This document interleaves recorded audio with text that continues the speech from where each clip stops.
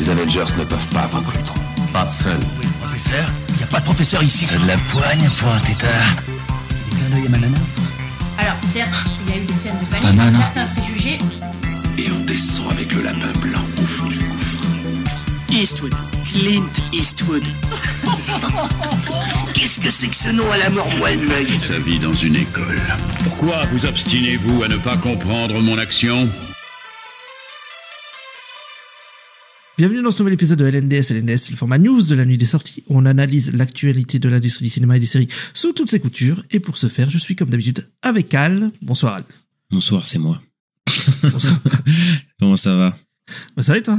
Ça va, écoute, on est revenu du ciné, on a vu Superman et bah on ne donnera pas notre avis ici. Il va falloir attendre quelques jours pour avoir notre avis sur Superman. On fera un épisode consacré à ça, mais ouais, on a envie d'en parler quand même. J'ai envie d'en parler, mais ça viendra assez vite. C'est vrai.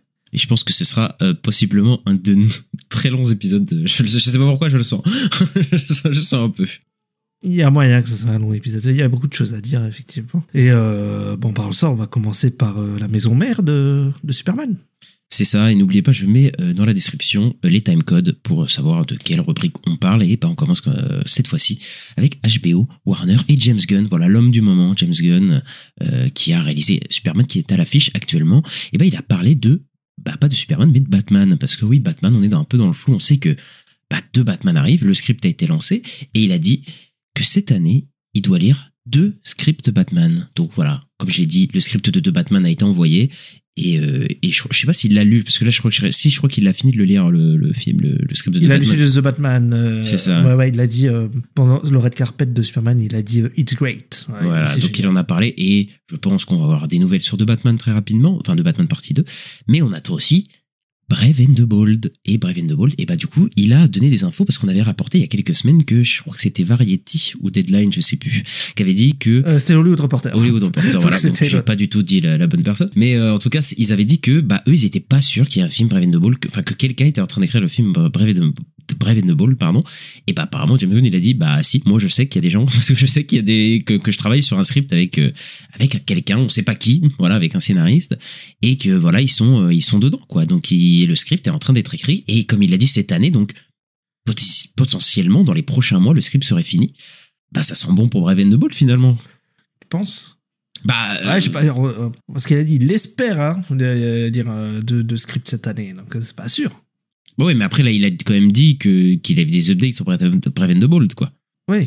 Enfin, il a dit on est passé du fait qu'on n'était pas sûr qu'il y ait un scénariste à James Gunn qui dit qu'il travaille quand même dessus, tu vois. Il dit, oui. Bon, après, peut-être il ment, hein, mais bon, je pense pas. Je sais pas, oui, mais d'après lui, oui, il y aurait quelqu'un dessus, mais on sait pas qui c'est, voilà, quoi. C'est ça. Mais bon, que le projet est pas à mort, et Andy Muschietti, comme tu me l'avais rappelé la dernière fois, il est venu donc au red carpet de Superman, donc ça veut dire que il est toujours affilié au projet, ce qui me désole grandement. Voilà, mais voilà, donc peut-être qu'on verra Brave and the Bold à un moment, hein. Donc j'ai peut-être pas l'année prochaine, mais enfin peut-être pas en 2027, puisque de Batman partie 2 est prévu en 2027, mais peut-être en 2028 ou un truc comme ça. On espère, parce qu'il va falloir mettre un Batman dans son univers quand même à un moment, et assez vite, moi je trouve quand même. Moi je trouve 2028 ça fait déjà loin en fait, mais bon, parce qu'on sera déjà sur 4 ans de l'univers, ouais, je sais pas. Enfin, mais il faut un Batman en tout cas. Ça, de toute façon, il a dit lui-même que normalement là, il va se focus sur Wonder Woman et Batman, donc on verra, mais ça va peut-être arriver plus vite qu'on ne le pense. Hein. C'est ça, et on verra bien comment ça se passe, et on a des infos aussi sur Supergirl. Oui, parce qu'en fait, c'est par rapport à la Comic-Con. Voilà, il y a eu un article qui parlait de la Comic-Con de San Diego qui est cet été, en juillet. Comme quoi, en fait, d'ici, ils vont venir juste pour Peacemaker et sur tous les gros projets, tout ça, ils vont pas faire vraiment de panel sur Odyssey Studio, etc. Et pas sur Supergirl, alors que ça sort l'année prochaine. Mais Supergirl, en fait, aurait un panel lors d'une Comic-Con plus tard dans l'année, en fait, en automne. Donc, il y en a beaucoup qui pensent que ce serait la New York Comic-Con, où il y aura un panel sur Supergirl et peut-être un premier trailer, ce genre de choses, quoi. Ouais, après nous on était en mode, oui, ça viendra à la San Diego Comic Con, et en fait, non, ils ont l'air d'avoir d'autres shows prévus, donc pour Supergirl. Mais écoute, on aura des infos. De toute façon, le film est fini d'être tourné, etc. Et j'ai remarqué ça l'autre jour. Enfin, j'ai vu quelqu'un remarquer. C'est-à-dire que le film sort en fin juin, normalement. Hein, peut-être qu'il sera avancé, on l'a dit. Et le film est fini d'être tourné depuis un moment. Et t'as Spider-Man Brand New Day qui sort un mois après. Ils ont même pas commencé le tournage. Enfin, ils viennent à peine de commencer le tournage, je crois. Tu te dis, putain, c'est vrai que c'est fou comme les méthodes de production sont pas les mêmes encore. Ouais, pas du tout pareil. Bon, entre Marvel et DC, c'est pas la même chose. Marvel, après, ça pose des problèmes sur les FX, tout ça. Mais là, tu vois, Fantastic Four a l'air plutôt quali sur les FX alors qu'ils l'ont fait assez vite. Hein. Donc, c'est vrai, non, mais après, ça veut rien dire. Mais tu vois, je sais pas, James Gunn, c'est vrai que Superman, il avait fini de tourner il y a un moment avant. Tu vois, le film, même, il avait fini sa post-prod un mois avant la sortie, ce qui est pas très commun d'habitude, tu vois. Donc, bon, ils ont l'air, tu sais, de bien préparer à l'avance. Et ça, c'est un truc que James Gunn, il a dit, on doit valider les scripts. Et je crois qu'ils prennent bien le temps de bien finir les projets, etc. pour être sûr que, tu vois, les projets, que ce soit bons ou mauvais, en tout cas, ils soient parfaitement comme ils l'ont pensé, quoi. Je pense que de toute façon, il vaut mieux qu'ils fassent ça parce que vu les catastrophes de DC ces 4 dernières années, vaut mieux que ce soit vraiment qualitatif à chaque projet, quoi. Donc ouais, là où même peut-être le MCU pouvait se permettre un peu de faire n'importe quoi ces derniers temps, même si là, après je pense que ça aussi, ça leur a porté préjudice aussi à Marvel. Ouais. Lancer les projets, tu vois, à la volée, etc. à même pas finir les scripts, tout ça, mais bon. Exactement. Et autre info, James Gunn a dit que DC Studios a des projets en développement en Corée, au Japon et au Brésil. Voilà, il a dit qu'il y a des choses qui ont même déjà commencé en Corée, Japon et au Brésil. Et d'après un scooper qui s'appelle Apocalypse qui dit toujours des choses qui se révèlent vraies, il y aurait une série sur Huntress, voilà, un show mais coréen qui serait en développement. Il lui dit d'ailleurs que ce serait avec l'actrice de Mantis, comment elle s'appelle ? Pomme Clémentieff. Voilà, Pomme Clémentieff, soi-disant, elle pourrait jouer le rôle d'une huntress coréenne, quoi. Après, on sait pas si ce sera dans le DCU, parce qu'il y a beaucoup de shows, etc., qui peuvent, de dessins animés aussi, qui peuvent être en partenariat, tu sais, avec d'autres pays. Ça, c'est déjà arrivé plein de fois, hein, des dessins animés DC, Marvel, même aussi avec, je me souviens, je crois qu'il y avait un Wolverine qui était fait au Japon, je crois, un truc comme ça. Enfin, ou un X-Men, je sais plus. Enfin, il y a plein de projets qui peuvent être faits ailleurs, donc voilà, je pense que ça va être des projets d'animation principalement qui vont être faits dans ces endroits-là, quoi. Moi, il me semble que j'avais lu que d'après ce qu'il dit, non, ce serait pour aller même avec les live action et tout, hein, dans l'idée quand même. Hein. Ok, oui, dans le même univers, après peut-être, hein, James Gunn il a des projets un peu partout, je sais pas comment ça va être, mais écoute, on verra bien, hein, on verra bien. On verra, pour l'instant c'est pas annoncé la série Huntress, mais ça pourrait être des trucs annoncés dans les prochains mois, quoi.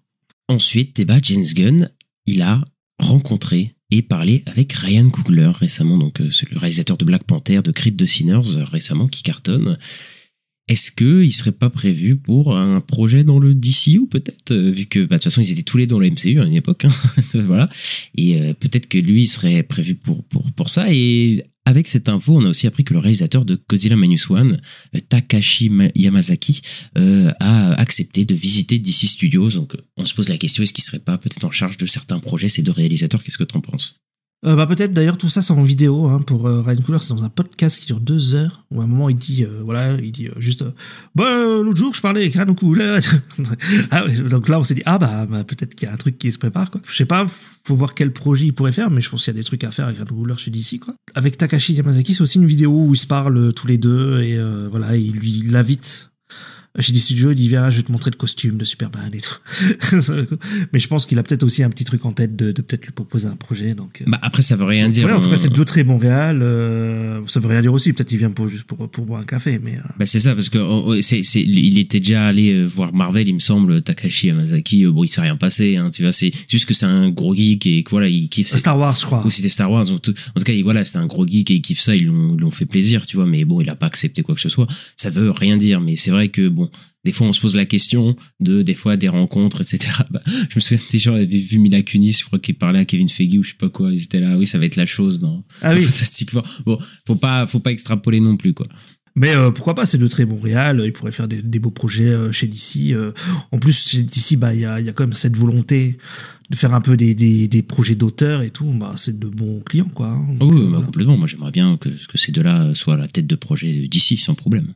Et on parle de DC Comics, et on va parler de Dune, voilà, parce que le 3e film arrive. En fait, il a été on pensait que ça allait s'appeler Dune Messiah, mais c'était renommé Dune Partie 3. Voilà, donc ce qu'on sait, c'est qu'il va y avoir des séquences qui vont être tournées avec des caméras IMAX, mais ce sera pas le film entier, contrairement à l'Odyssée de Nolan, qui me semble lui sera entièrement en IMAX. Mais en fait, qu'un Cooper a dit, que je trouve intéressant, c'est qu'en fait, ça va pas adapter que Dune Messiah, mais ça va adapter aussi Les Enfants de Dune, qui est le 3e livre, je crois, le 3e bouquin, et qu'en fait, il prendrait des éléments des 2 bouquins pour faire un film, quoi. Ouais, ok, d'accord. Non, mais ça me paraissait un peu bizarre, mais ok. Bah, je me dis, putain, le mec s'embarque dans quelque chose, là, parce qu'il du coup, il adapte 2... Enfin, je pense Dune Messiah et une partie du bouquin d'après, j'imagine. Je sais pas dans quoi il s'embarque, là, le Denis Villeneuve, parce que j'ai pas lu les livres, mais il me semblait quand même que dans Dune Messiah, il y avait bien assez pour faire un seul film, donc... Après, peut-être il prend juste des éléments ou quoi, hein, donc ça veut pas forcément dire... Voilà, qui va adapter le 2 livres en un, quoi. C'est marrant parce qu'il a fait le premier livre en 2 films, et ça se trouve, il va faire deux livres en un film. Enfin, bref, on sait pas ce qui va se passer, mais après, moi, je suis chaud pour voir le film. Ouais, très curieux de voir ce que ça donne, mais faudra que j'en parle avec un connaisseur pour voir qu'est-ce qu'il en pense. Voilà, une certaine personne qui est déjà venue dans le podcast, voilà. Autre info, voilà, les adaptations de n'importe quoi, ça continue avec Hot Wheels. Ça avait été déjà annoncé depuis un moment, hein, mais là, ça y est, le projet, il avance. C'est le film en live action Hot Wheels qui avance chez Warner Bros. Parce que maintenant, il y a un réalisateur, c'est John M. Chu, qui va réaliser le film, qui doit déjà réaliser, c'était Split Fiction, et qui a réalisé les Wicked, là, dernièrement.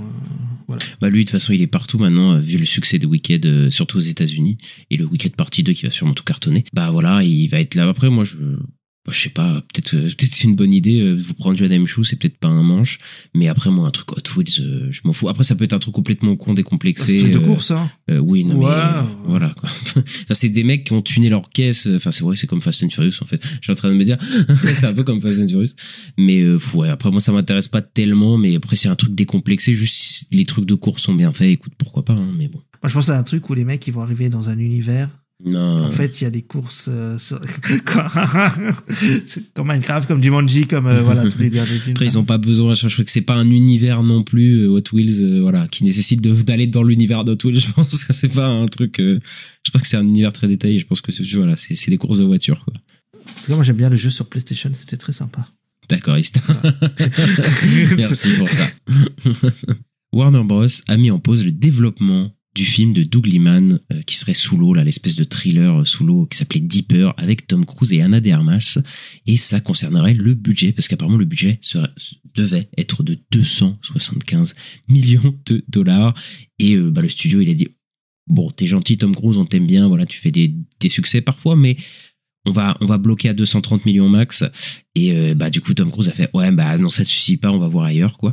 Et Tom Cruise récemment, il a fait quand même des flops parce que ses films coûtent très très cher. Les 2 dernières Missions Impossibles, ça coûte très très cher, et du coup ça se rembourse pas parce que c'est trop astronomique comme somme. Ana de Armas, ça ressort d'un flop avec Ballerina. Du coup là, je pense que Warner a fait ouais, je sais pas. On le sent pas, le truc, voilà. Et en plus là, Warner, je pense qu'ils sont en train de compter leur argent aussi, hein, à se dire on va peut-être pas balancer dans tout et n'importe quoi quand même, comme à l'époque. On va se calmer quand même. Mais du coup voilà, il y a plus de films Deeper chez Warner Bros. Ouais, je sais pas chez qui ça va aller d'ailleurs, hein, parce que qui c'est qui va vouloir bien balancer 300 millions pour faire ce film-là, je sais pas. Ouais, il y a des studios, hein. Ouais, mais après j'ai l'impression que les studios en ce moment, ils sont tous un peu près de leur porte-monnaie, j'ai envie de dire, depuis tous les gros flops qu'il y a eu sur des grosses licences. Après, il y a aussi le truc du fait que, par exemple, Disney ne prend que des franchises. Enfin, c'est, tu vois, genre pour faire des films comme ça, live action, c'est mort. Il y a plein de studios que c'est comme ça. Et Warner, c'est un peu les seuls, bon, on a chié dessus, hein, mais c'est un peu les seuls qui parfois proposent des blockbusters qui sont pas forcément, des franchises ou quoi, même si, voilà, je pense plus ça avancer, plus ça va être le cas, on va pas se mentir. Mais là, je pense qu'ils vont galérer à trouver, à moins qu'ils trouvent une plateforme, mais je pense que Tom Cruise, il voudra pas que ce soit en plateforme, quoi. À moins qu'Apple accepte de sortir le film en salle, quoi. Ouais, parce qu'après il y a Universal quand même, tu sais, avec Nolan, mais après t'as la marque Nolan. Non, mais là c'est Nolan, c'est l'exception. Après il y a Tom Cruise, tu peux me dire aussi c'est la marque, mais bon, je sais pas s'ils sont pas un peu frileux vu les derniers flops de ces films, quoi. Ouais, peut-être chez Paramount, parce que Paramount ils ont Top Gun et tout, donc ouais, mais après Paramount aussi, ils ont perdu les 2 dernières Missions Impossibles, ça leur a fait perdre de l'argent, je pense, aussi. C'est vrai, donc je sais pas, mais j'avais l'impression moi que c'était un peu la maison de Tom Cruise, Paramount, tu vois. Ouais, mais ils ont dépensé 700 millions en 2 films quand même, hein, à peu près, hein, pour les 2 derniers films de Tom Cruise, hein. Je te dire, c'est un truc de fou, hein. C'est un peu le problème, ouais. On va aller du côté d'HBO puisqu'on va parler de The Last of Us saison 3, coup de tonnerre. Neil Druckmann, qui a réalisé, a écrit le jeu vidéo, les 2 jeux vidéo, et qui était à l'œuvre en tant que scénariste, réalisateur et showrunner de la saison 1 et la saison 2, et ben ne reviendra pas à l'écriture de la saison 3. Donc c'est Greg Mazin qui va écrire tout seul, voilà, tous les épisodes. On s'y attendait pas, quand même. Ouais, on s'y attendait pas. Ça a été une grosse surprise parce qu'il était très investi sur le projet quand même. Et il y a aussi Hayley Gross qui était aussi sur le projet de la série, qui est en fait la co-scénariste sur The Last of Us Partie 2. C'était eux deux, voilà, qui ont écrit le jeu. Et en fait, les deux sont partis du projet là. Ce qui est étonnant quand même. Et ouais, et sur le coup, maintenant, ce sera que Greg Mazin et ça rassure pas trop les gens. Donc à voir. Mais ouais, c'est un peu bizarre qu'ils partent comme ça, alors qu'il y avait un peu, tu sais, on aime bien quand il y a un peu des gens qui viennent du jeu vidéo pour un peu contrôler les choses et dire quand ça va pas, etc. Là, c'est Greg Mazin le full tout le long de la prochaine saison. Je sais pas si ça va être une bonne chose, hein. Je sais pas du tout. Je sais pas, après il y a beaucoup de gens qui disaient oui, mais en fait c'est Greg Mazin qui comprend pas Last of Us, etc. Moi j'étais pas très partisan de ça, parce que Neil Druckmann est showrunner aussi, hein, scénariste aussi des 2 saisons, donc voilà, pour moi il y a pas de c'est la faute de quelqu'un. Maintenant je sais pas comment ça va se passer, vu qu'il y a quand même une personne qui est partie, tu vois, donc là il se retrouve tout seul, je sais pas comment ça va contrebalancer. Après la saison 3, 2 même. Oui, 2 personnes qui sont parties. Donc oui, forcément, ça va changer, je pense, l'écriture, etc. Après, la saison 3, elle va être très différente, vu qu'on ne suit pas les mêmes persos, normalement. Donc, on verra s'il fait un bon travail. De toute façon, on sera là pour en parler. Hein. Eh bien oui, voilà. Mais ça fait un peu peur. Ensuite, on va du côté de Marvel, Disney. On n'a pas beaucoup d'infos, Marvel, pour le coup. Mais on a appris, pour pouvoir se moquer un petit peu de Blade, que les costumes portés par des extras de Sinners, ils étaient faits à la base pour le film Blade. Voilà, il y avait des costumes qui étaient faits pour le film Blade qu'on n'a jamais vu, parce qu'il a failli rentrer en production 3-4 fois, je sais pas, un truc comme ça. Et du coup, ils ont vendu les costumes à la team derrière Sinners. Merci quand même Marvel pour les costumes, ils sont bien. Oui, ils sont très cool. Hein. Donc voilà, mais bon, Blade, je sais pas quand on verra Blade un jour. Je sais pas, mais ça veut dire qu'en tout cas, le projet de Blade qui se passe en 1920, tout ça, c'est annulé, quoi. Oh oui, de toute façon, je pense que ça a été le projet, il a été transformé plus d'une fois, donc je pense que cette idée-là, elle est plus à jour du tout, quoi. Ouais, je pense aussi, ouais. Mais voilà, merci au costumier de Marvel. Clairement. Bon, on reste chez Disney, on va parler d'Indiana Jones. Ouais, alors Indiana Jones, alors chez Disney, il paraît qu'il planifierait un reboot complet de la saga Indiana Jones, et que l'annonce officielle se ferait à la D23 de l'année prochaine, puisque cette année il n'y a pas de D23, c'est tous les 2 ans. Et donc la grosse D23, ce sera en 2026, et donc voilà, il y aurait peut-être un reboot de Indiana Jones avec un nouvel acteur, tout ça, donc à voir. Mais oui, vu que c'est une franchise, moi ça m'étonne pas vraiment qu'ils vont peut-être essayer de la relancer chez Lucasfilm, quoi. Oui, de toute façon, oui. Après, ils auraient pu abandonner la franchise, hein, tout simplement. Mais bon, je pense que voilà, Disney, ils vont pas abandonner si facilement, parce que le dernier film, il a floppé, il a coûté extrêmement cher, hein, à cause des grèves ou du Covid, je sais plus, mais en tout cas, il a dû coûter, je crois, presque 300 millions, un truc comme ça. Et il a floppé. Et de toute façon, s'ils veulent exploiter la franchise, Harrison Ford, voilà, c'est évidemment, ça va être plus possible. Donc, ils vont sûrement reboot, refaire. Bon, bonne chance à eux, parce que je pense que là, ça va être très casse-gueule, quoi, de revenir. Surtout que je pense que Steven Spielberg, je doute qu'il revienne pour faire un film. Oui, je pense pas que ce sera Spielberg. Indiana Jones. Donc voilà, ça va être un nouveau réal, ça va être des nouveaux scénaristes, ça va être d'un nouvel acteur. Bon, est-ce que c'est une bonne idée? Moi, je sais pas, Indiana Jones, je trouve que c'était déjà en 2008, déjà quand on a Indiana Jones 4, je pense que déjà c'était un problème.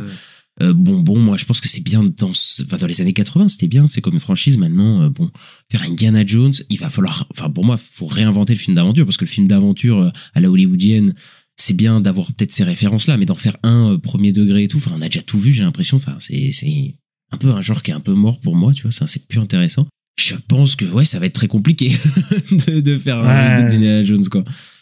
Ouais, ce que j'allais dire, c'est que le film d'aventure, ça a pas trop cartonné ces derniers temps. J'ai l'impression que les derniers, c'est les Pirates des Caraïbes, et qu'après, il n'y a plus rien eu, quoi. Donc, je sais pas. Il y a eu Uncharted qui a marché, mais il y a rien d'intéressant, tu vois, sur Uncharted. Oui, si, ça marche, ça a plutôt marché, quoi. Ça rapporte de l'argent, ils veulent faire une suite, etc., tu vois. Mais, tu vois, artistiquement, c'est Indiana Jones en moins bien, quoi. Donc bon, qu'est-ce que tu veux dire? Après, faut voir, peut-être qu'ils peuvent trouver un réal qui arrive à relancer le truc. Je sais pas, hein, c'est possible. Hein. Après, on parle de film d'aventure, mais il y a un nouveau film d'aventure qui va rentrer en développement, c'est Benjamin Gates 3, voilà, avec Nicolas Cage. Ça, c'était des films d'aventure des années 2000 que moi je trouve pas trop mal. C'est pas très bien, hein, voilà, je vais pas mentir, mais voilà, je trouvais que c'était assez fun et ouais, Nicolas Cage oblige, moi j'aime bien. Et ça fait des années qu'il y a des rumeurs d'un Benjamin Gates 3, et là apparemment c'est vraiment en développement. Donc là on va se taper un vieux un vieux Nicolas Cage qui va faire son Harrison Ford, tu sais, dans les derniers films Indiana Jones, il va faire la même chose en vieux bougon. Mais pour après l'intérêt, je t'avoue que voilà, c'est pas très c'était pas des très bons films dans les années 2000. Je sais pas si ça va être un bon film le troisième. Et ils ont fait une série spin-off sur Disney Plus il y a 2-3 ans là, et c'était pas bien. Voilà, c'était pas très bien. Pas logique quoi. Avec des ados et tout, ouais, c'était pas fou. Et autre nouvelle, il y aurait un nouveau film, La Nuit au musée, qui est en développement en fait. Voilà, mais ce serait aussi un reboot sur le coup. Ce serait une nouvelle histoire avec des nouveaux personnages dans un autre musée, etc. Et c'est Tripper Clancy qui va écrire le scénario et Sean Levy, voilà, qui était réalisateur sur les 3 autres, qui va produire ce film-là. Je viens de regarder Tripper Clancy, c'est pas des films de fou. Il a fait Die Hard. Voilà, les films avec Kevin Hart. Non, pas Die Hard. C'est la subtilité, c'est Die Hard. Et c'est Kevin Hart sur Amazon, voilà, qui fait voilà, il a scénarisé des trucs comme ça, donc bon. Je sais pas si c'est bon signe. Et oui, c'est vrai que c'est Sean Levy qui faisait les premiers films, donc voilà. Et après, encore une fois, enfin, on a déjà eu un troisième, je crois, dans les années 2010.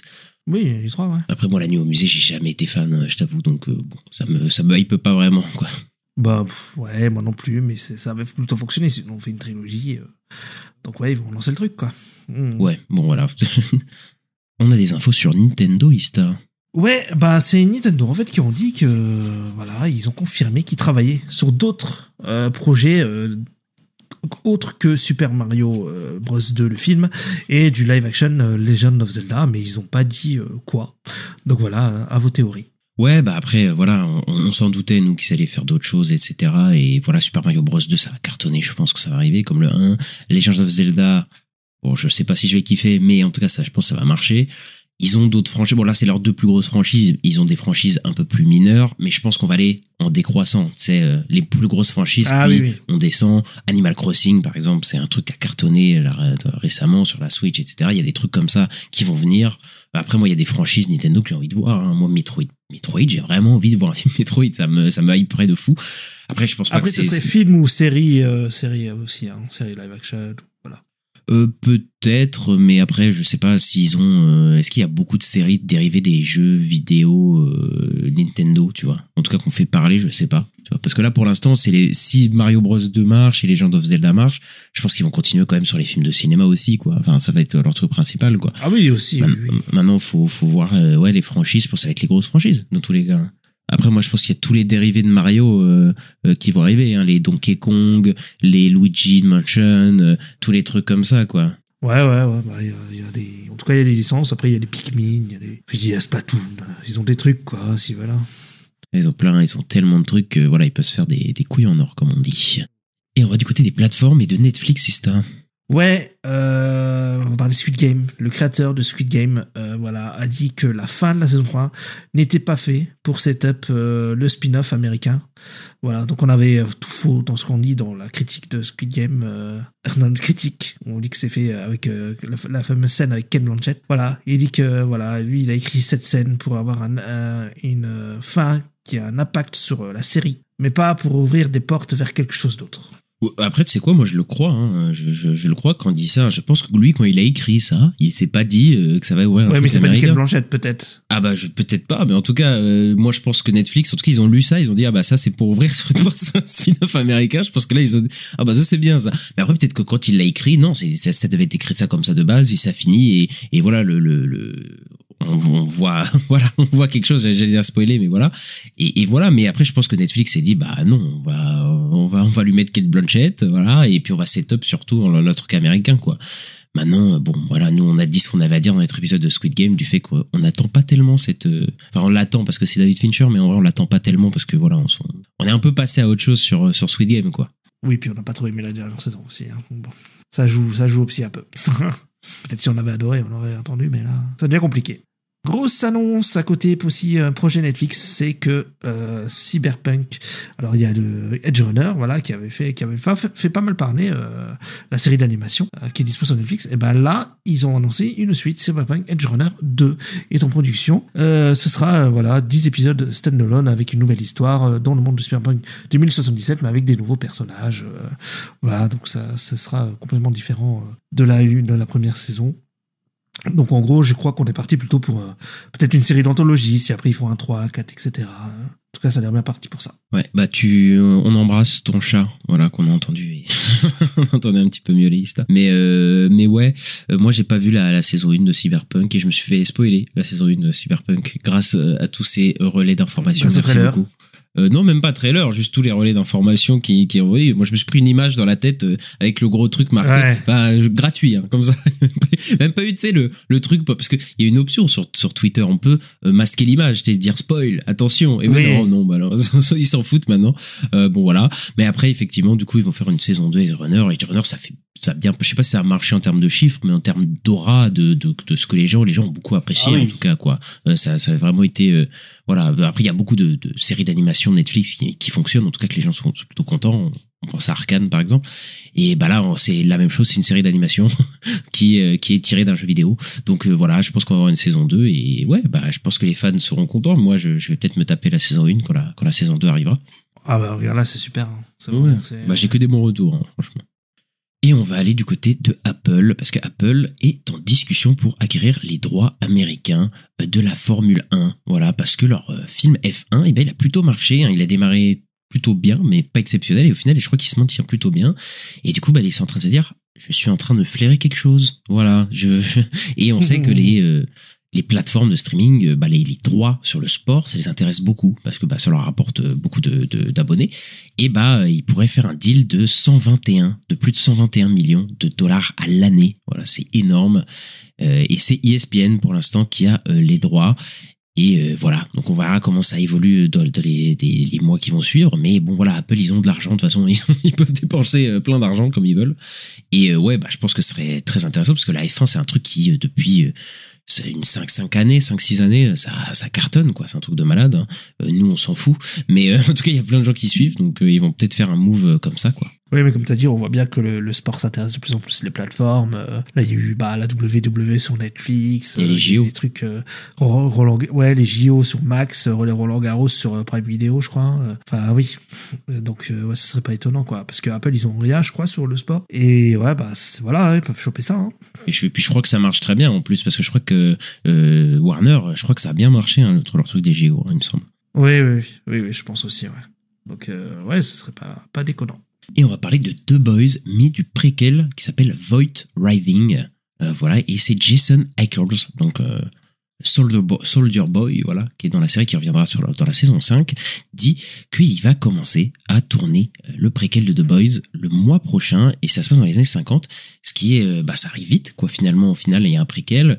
Cette fin d'année, on a le spin-off qui s'appelle Gen V, et la saison 2 qui arrive, on a la The Boys saison 5 qui arrivera l'année prochaine, et j'imagine que ce spin-off sortira soit la fin d'année prochaine, soit l'année encore d'après, mais voilà, je pense qu'ils veulent faire une saison de The Boys chaque an, voilà, parce qu'il y a The Boys Mexico aussi qui a été annoncé.